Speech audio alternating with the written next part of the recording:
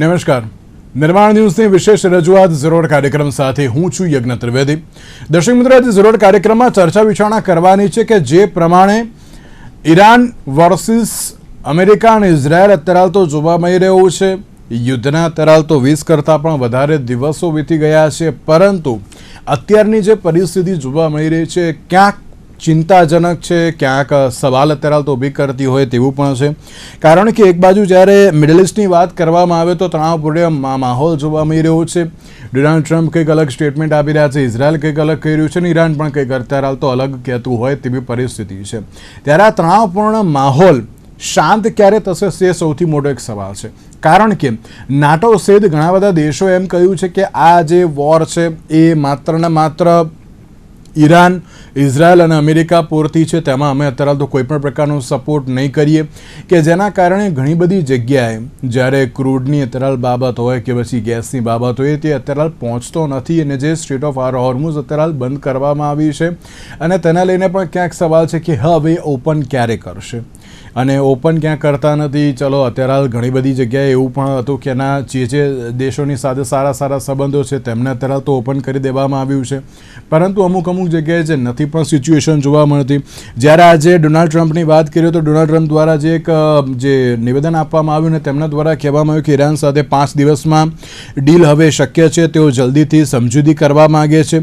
તો બીજી બાજુ ઈરાને પણ કહ્યું હતું કે ઓઇલના ભાવ ઘટાડવા માટે ગેરમાર્ગે અત્યારે તો દોરી રહ્યા હોવાની જે વિગતો પણ અત્યારે જોવા મળી રહી છે. તો ત્રીજી બાજુ ઇઝરાયલ એમ કહી રહ્યું છે કે ડોનાલ્ડ ટ્રમ્પનું જે નિવેદન છે ચોક્કસ અત્યારે તો ક્યાંક આશ્ચર્યજનક અત્યારે તો તેમના દ્વારા કહેવામાં આવ્યું છે. જ્યારે આજની વાત કરીએ તો આજે વડાપ્રધાન નરેન્દ્ર મોદીએ પણ જે લોકસભામાં જે સંબોધન કર્યું હતું અને લોકસભામાં કહ્યું હતું કે અત્યારની જે આ પરિસ્થિતિ છે ચોક્કસથી ક્યાંક સવાલ ઉપસ્થિત કરે તેવી છે. જ્યારે જે હોર્મુઝ સ્ટ્રીટ છે ને તેમાં જે અત્યારે માલ સામાન જે રોકવામાં આવ્યું છે તદ્દન અત્યારે તો યોગ્ય બાબત નથી, તેને લઈને પણ ચર્ચા વિચારણા કરી રહ્યા છે અને જે પણ અત્યારની વોરની જે સિચ્યુએશન છે તેને પણ બ્રીફ લોકસભામાં જે આપવામાં આવ્યું હતું વડાપ્રધાન નરેન્દ્ર મોદી દ્વારા. ત્યારે બસ સવાલ એ છે કે આ વોર ક્યારે અટકશે. ઇકોનોમિકલ દ્રષ્ટિએ જોવા જઈએ, ડિપ્લોમેટિક અત્યારે દ્રષ્ટિએ જોવા જઈએ કે પછી અત્યારે ડિફેન્સની દ્રષ્ટિએ જોવા જઈએ, તો હવે આ બાબત ક્યાં જઈને અટકશે તે એક સૌથી મોટો સવાલ છે. તમામ મુદ્દાઓ પર ચર્ચા વિચારણા શરૂ કરીશું. ચર્ચા વિચારણા કરવા માટે અમારી સાથે જોડી ગયા છે ડૉક્ટર પ્રવીણ જાદવ કે જેઓ ઇકોનોમિસ્ટ છે, સાથે શ્યામ મલિક કે જેઓ ડિફેન્સ એક્સપર્ટ છે, ડૉક્ટર અમિત ધોળકિયા કે જેઓ વિદેશી બાબતોના નિષ્ણાત છે. જે આપ ત્રણનું સૌથી પહેલાં તો સ્વાગત છે. श्याम सर, शुरुआत में आपसे करना चाहूँगा कि जिस तरीके से अगर हम आज की बात करें तो आज जो वॉर को लेके जो अभी संसद में और वो भी लोकसभा में जो प्राइम मिनिस्टर नरेंद्र मोदी जी ने जो आज स्टेटमेंट किया और उन्होंने यही बोला कि नहीं, अभी की जो सिचुएशन है वो कहीं पे स्वीकारने लायक नहीं है, क्योंकि सब लोग यही बोल रहे हैं कि नहीं, अपने देश की बात अपने लोगों को ही करनी चाहिए और देशों की बात नहीं करनी चाहिए. तो जिस तरीके से ये जो सिचुएशन है उसके ऊपर जो इंडिया का जो स्टैंड है, सबसे पहले आप उसके बारे में क्या कहोगे? देखिए, इंडिया का स्टैंड, इंडिया दुनिया से कटा हुआ नहीं है. इंडिया और दुनिया एक ही ग्लोब का हिस्सा है. तो जो ग्लोब में होता है उसका असर इंडिया में ना हो, जो इंडिया में होता है उसका असर ग्लोब में ना हो, ये नहीं हो सकता. जहां तक ये वॉर जो है, इसमें जो पॉज आया है 5 दिन का, ये पॉज बहुत जरूरी था, क्योंकि पूरी दुनिया में इकोनॉमी जो है वो पैनिक में थी कि ये वॉर बढ़ेगा तो कहाँ जाएगा.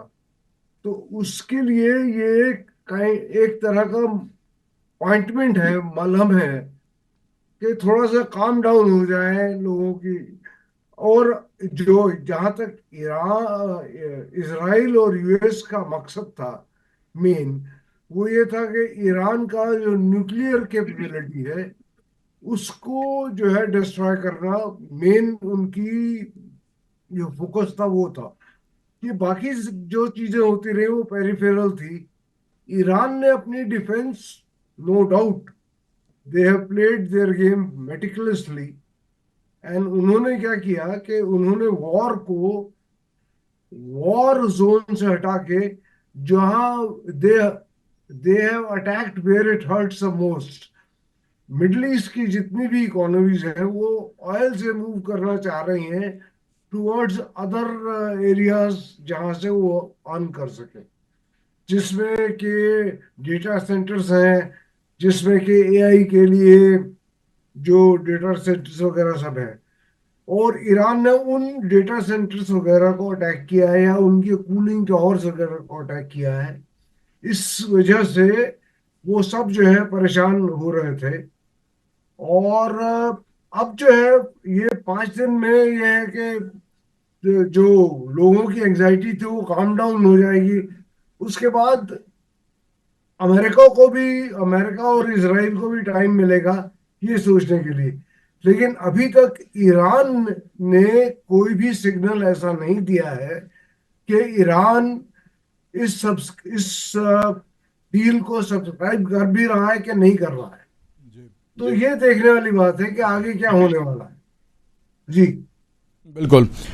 जिस तरीके से प्रवीण जी, अगर हम आज की बात करें तो जो क्रूड को लेकर और जो अभी मार्केट को लेकर अभी जो सिचुएशन सामने आई है, सब लोग यही बोल रहे हैं कि नहीं अब पेट्रोल डीजल का क्या होगा, ग्लोबली अभी तो क्या सिचुएशन होगी। मगर जिस तरीके से अगर हम आज की बात करें तो आज सब लोगों में एक अफवाह फैल गई कि नहीं पेट्रोल डीजल अब मिलेगा नहीं, और सब लोगों ने पेट्रोल पंप पे जाके लंबी लंबी कतारें लगा दी कि नहीं अब आज लास्ट डे, अब नहीं मिलने वाला है। सब बात अभी हो रही है। और जिस तरीके से अगर हम आज की बात करें तो आज प्राइम मिनिस्टर मोदी ने भी जो लोकसभा में बोला कि नहीं ये जो सिचुएशन है वो अभी कंट्रोलेबल है, हम कंट्रोल कर लेंगे। पेट्रोल डीजल एलपीजी अगर कोई भी ज़रूर हो, हम वहाँ पे बातचीत कर रहे हैं, हमारे पास स्टॉक है, हम सब कुछ कंट्रोल कर सकते हैं। ये सब कुछ बात उन्होंने बताई।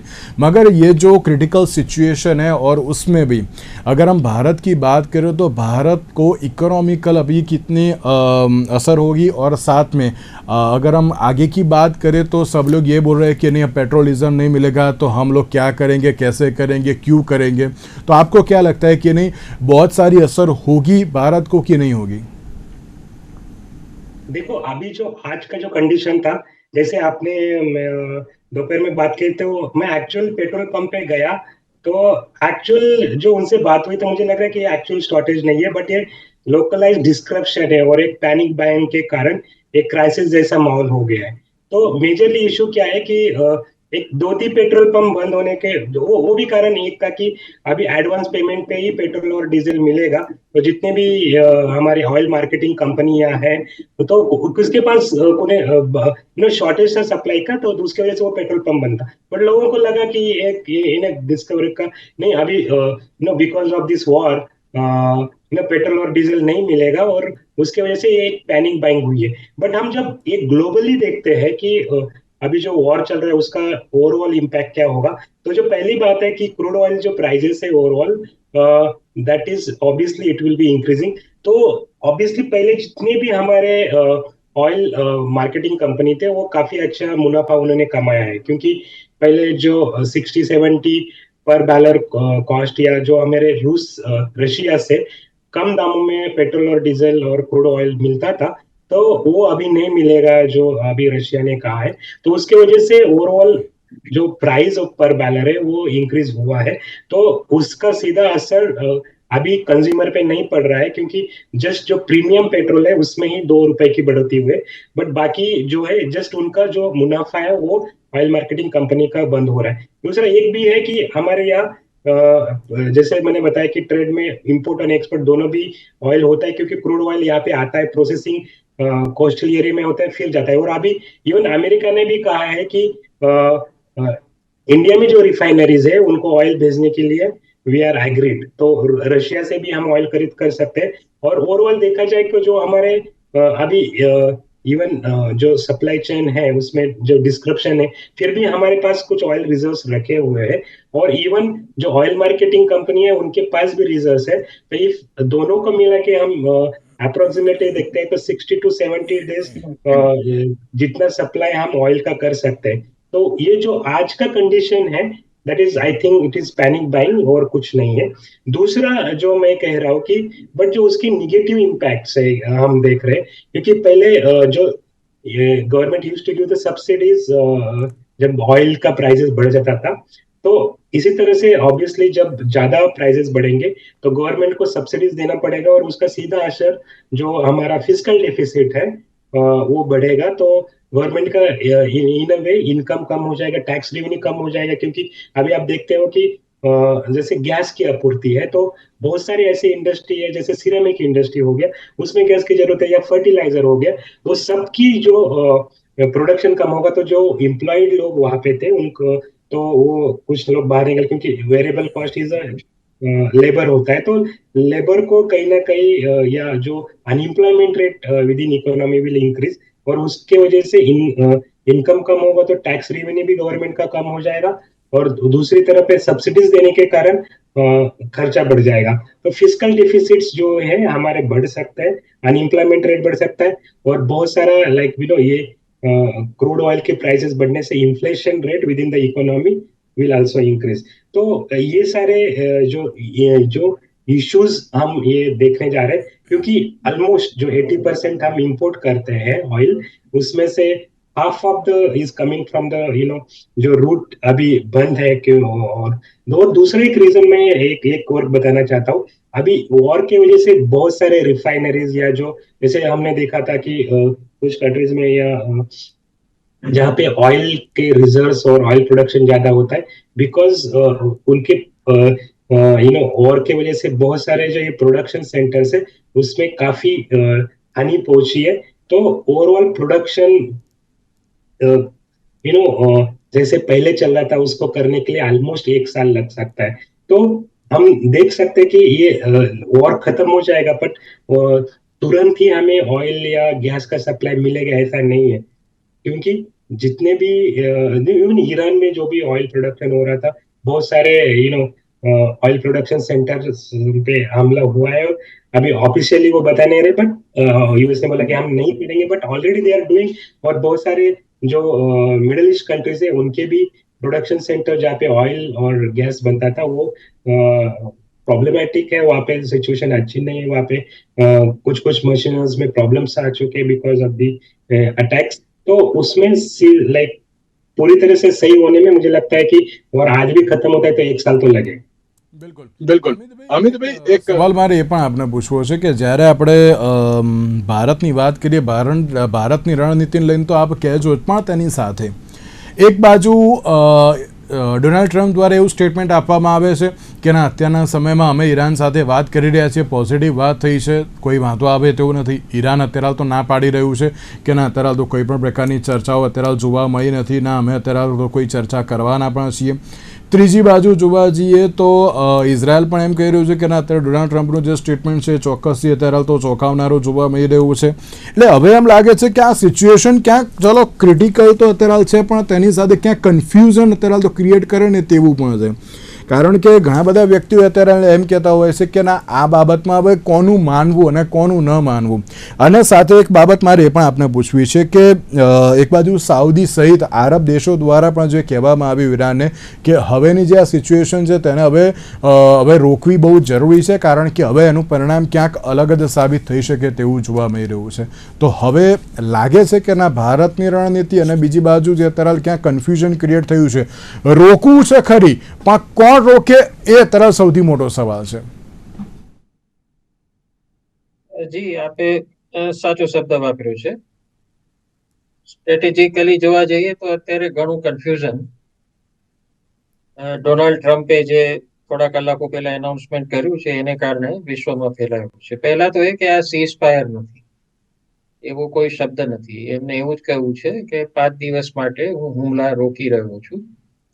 એટલે સ્ટ્રેટેજિક ભાષામાં કહીએ તો આ એક ડી એસ્કેલેશન છે, સીઝ ફાયર નથી.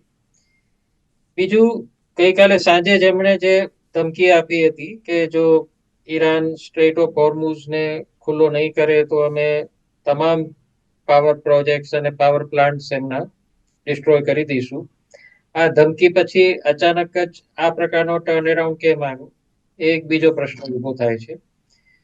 ત્રીજું, એમણે કહ્યું કે મેં વાટાઘાટો કરી છે ઈરાન જોડે, પણ ઈરાનમાં અત્યારે કોઈ એવી ફંક્શનિંગ સરકાર નથી કે જે આ રીતની વાટાઘાટો કરે, કારણ કે ઈરાન એક અત્યંત કટોકટીની પળમાંથી પસાર થઈ રહ્યું છે. મોટાભાગની ટોચની નેતાગીરી અત્યારે કાં તો મૃત્યુ પામી છે અથવા તો ઇન્જર્ડ છે.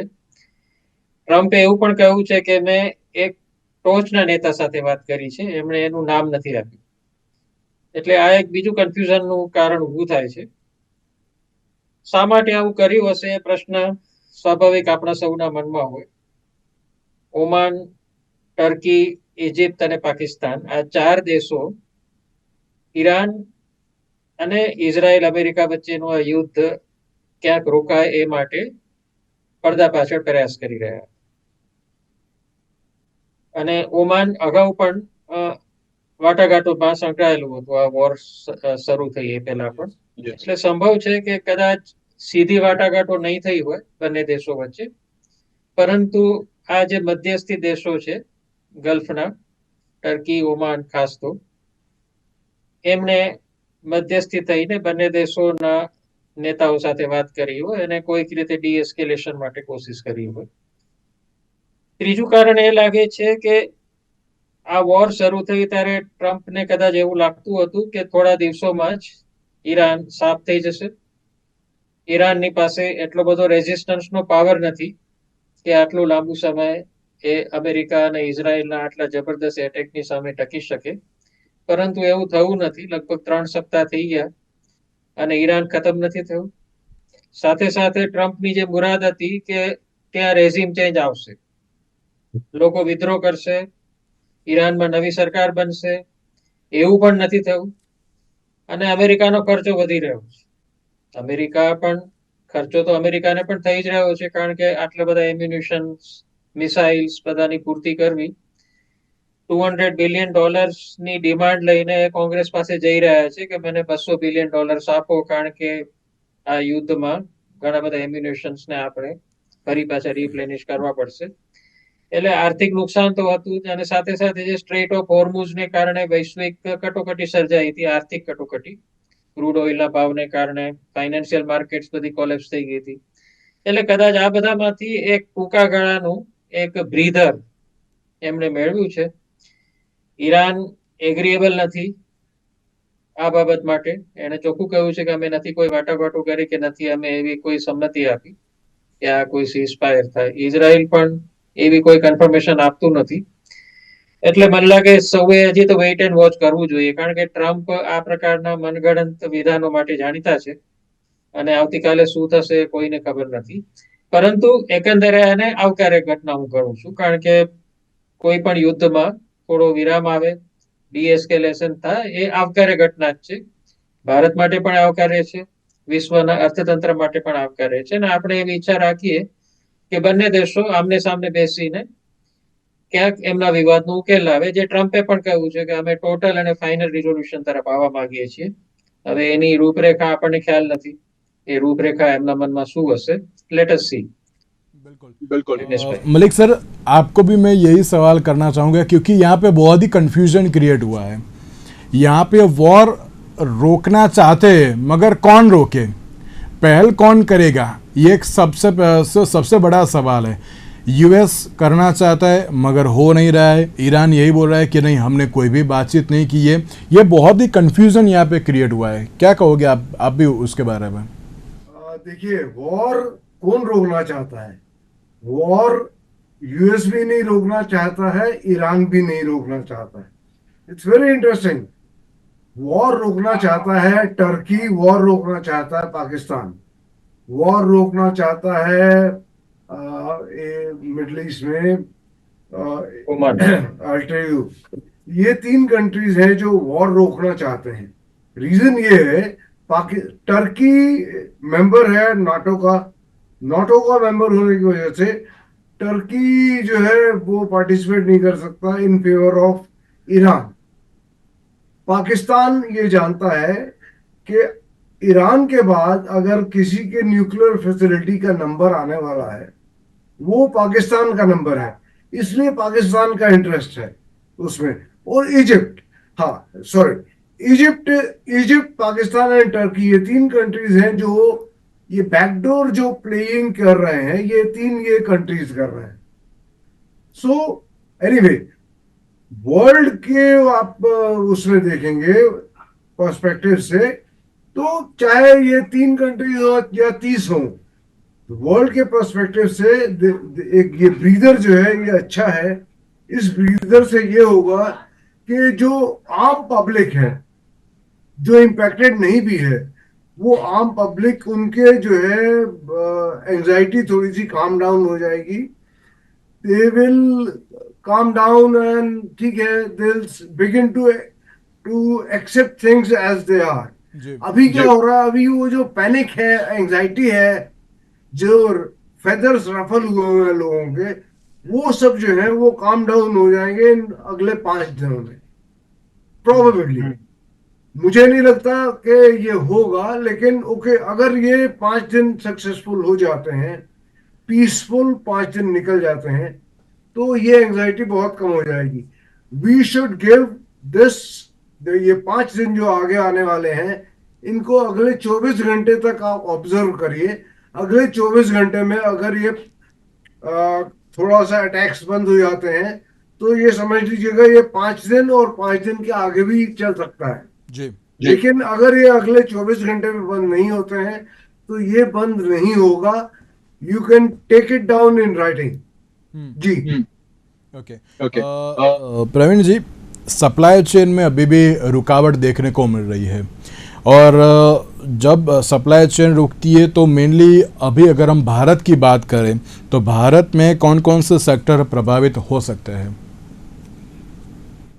देखो, सप्लाई चेन का जब देखते हैं तो बहुत सारे जो हमारे जो मोस्ट ऑफ द ट्रेड जो होता है वो सी रूट से होता है, और सी रूट में अभी जो मेजर प्रॉब्लम है, जो हम मोस्टली जो मैंने इंपोर्ट बताया था 50% इंपोर्ट, जो 80% हम क्रूड ऑयल आता है या प्रोसेस होता है, तो वो हार्मज रूट से 50% आ रहा है। तो ऑब्वियसली जो हमारे क्रूड ऑयल और क्रूड ऑयल बेस्ड जो रिफाइनरीज वगैरह है, उसके ऊपर सीधा इम्पैक्ट पड़ेगा। दूसरा जो सेक्टर्स मैंने बताया कि जो गैस जो हमें हमारे यहाँ आ रहा है, सप्लाई हो रहा है, उसमें भी सप्लाई चेन डिस्क्रप्शन की वजह से प्रॉब्लम आ रहा है। तो ऑयल रिलेटेड जितने भी इंडस्ट्री हो, वो चाहे फर्टिलाइजर हो या सिरामिक इंडस्ट्री हो, या बहुत सारे ऐसे इवन लाइक इंडस्ट्रीज है जिसमें एज अ रॉ मटेरियल हम गैस का यूज होता है, तो ऑब्वियसली उसका सीधा इम्पैक्ट वो इंडस्ट्रीज पे पड़ेगा।